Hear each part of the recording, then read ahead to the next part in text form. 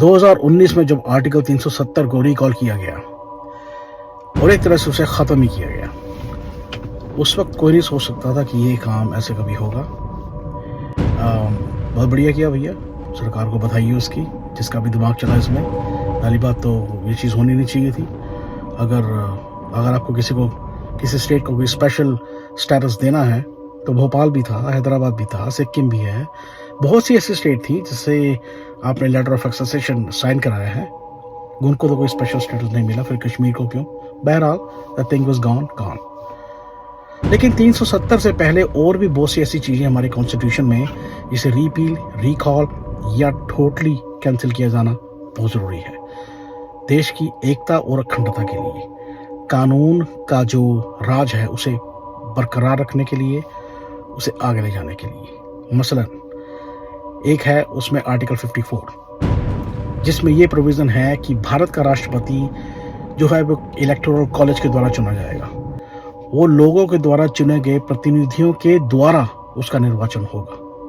भारत का राष्ट्रपति लोगों के द्वारा डायरेक्ट चुना जाना चाहिए। There should be 2 parallel elections, parliamentary and presidential both. और भारत के राष्ट्रपति को किसी भी पार्टी के साथ कनेक्ट नहीं होना चाहिए, जो कि अब तक होता आया है। भारत के राष्ट्रपति की जो पावर है वो लिमिटेड नहीं होनी चाहिए, अनलिमिटेड होनी चाहिए। भारत के राष्ट्रपति को डमी पोजीशन बना के रखना उसकी पोजीशन का अपमान है, जो ये सारी पार्टियां आज तक करती आई हैं, और आज तक इस पे कोई सवाल नहीं उठा रहा, क्योंकि कोई भी नहीं चाहता कि उनके सिर पे कोई डंडा हो, उनके सिर पे कोई चेक हो, उन्हें कोई पूछने वाला हो, उनके चीज़ों को, उनके कामों को वीटो करने वाला हो। नहीं चाहते ये लोग। सबसे आखिरी काम ये होगा कि वो ये चाहें कि भारत का राष्ट्रपति लोगों के द्वारा चुना हो। तो ये एक है आर्टिकल 54, जिसे कि रिपील किया जाना चाहिए। आर्टिकल 15, आर्टिकल 12 से लेकर 35 तक मेरे हिसाब से ये सब फंडामेंटल राइट्स हैं। 14-15 फंडामेंटल राइट्स।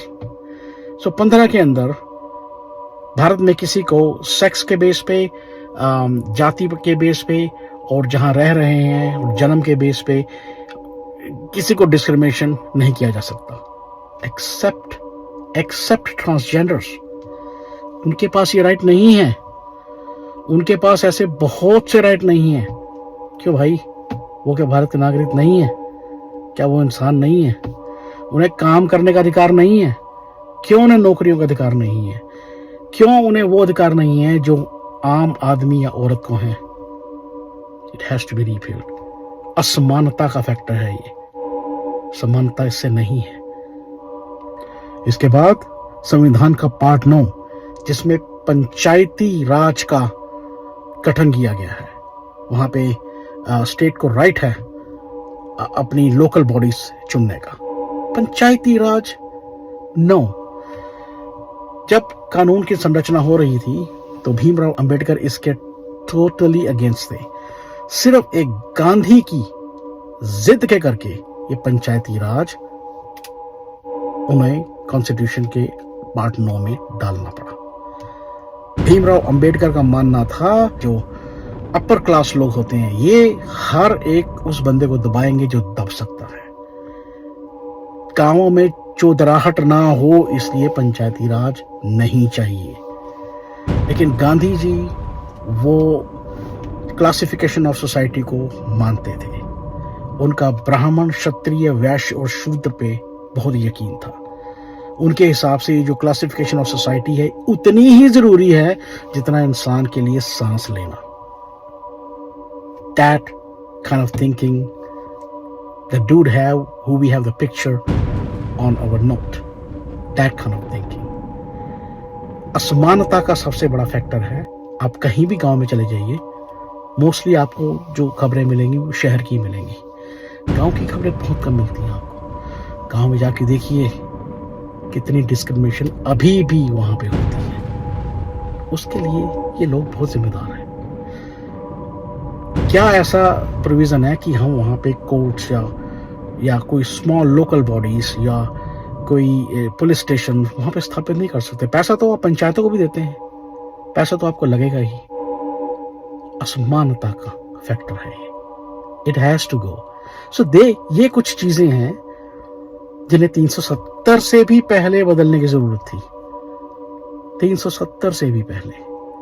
और एक चीज और मेरे दिमाग में आती है, क्यों हम एक स्टेट से जाकर दूसरी स्टेट में प्रॉपर्टी नहीं ले सकते?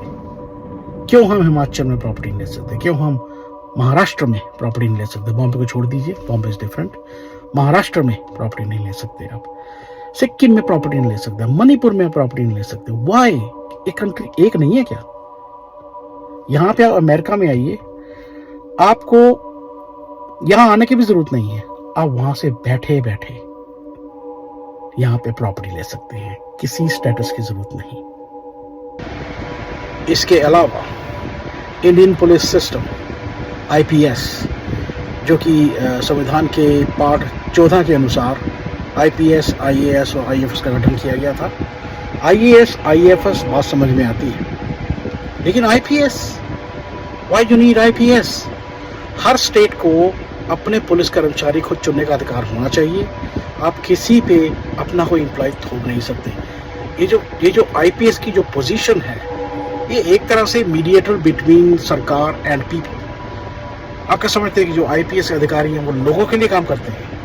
वो लोगों के लिए काम नहीं करते, वो सरकार के लिए काम करते हैं। वो सरकार के लिए यस मैन है, ताकि सरकार को बिल्कुल एंड तक जाके किसी छोटे लेवल के पुलिस वाले से मत्था ना मारना पड़े। तो उनके ऊपर उन्होंने एक ऐसा बंदा रखा है काम के लिए, जो उनको रिपोर्टिंग करे और रिपोर्टिंग के नाम पे उनके काम करे। You don't need that. ये एक तरह से वही सिस्टम हुआ जो अंग्रेजों ने स्टार्ट किया था। हाई लेवल पोस्ट में उनके लोग होते थे, उससे नीचे लेवल लोग, उससे निचले पोस्ट में कुछ ऐसे लोग होते थे जिनको वो स्पेशल स्टेटस देते थे, जिनका काम यस मैन करना था, ओनली यस मैन। उनका काम आम लोगों के बीच और इंग्लिश सरकार के बीच कनेक्शन को कायम रखना था। वही सिस्टम आईपीएस ने अपनाया है, उसी तरस पे आईपीएस इस पर काम कर रहा है। You don't need IPS. Police में भर्ती के लिए सिर्फ एक ही रास्ता होना चाहिए, वो भी to beginning level, and then as you go up, as you get experience, you get promotion. There shouldn't be no one comes from top to bottom of the police and say yes sir, yes sir, yes sir to the government. No? ये कुछ चीजें हैं जो change होने वाली हैं, लेकिन इसकी शुरुआत कौन करेगा? शुरुआत को तो छोड़िए, मेरे को लगता नहीं किसी ने आज तक इसके बारे में नाम भी लिया होगा। Why won't they do it? उसके पीछे रीजन है, क्योंकि इनको एज अ रिसोर्सेस यूज किया जाता है। सो आर्टिकल 370 से पहले बहुत कुछ ऐसा और किया जाना जरूरी था जो देश के हर सिटीजन के काम आए। I hope it helps.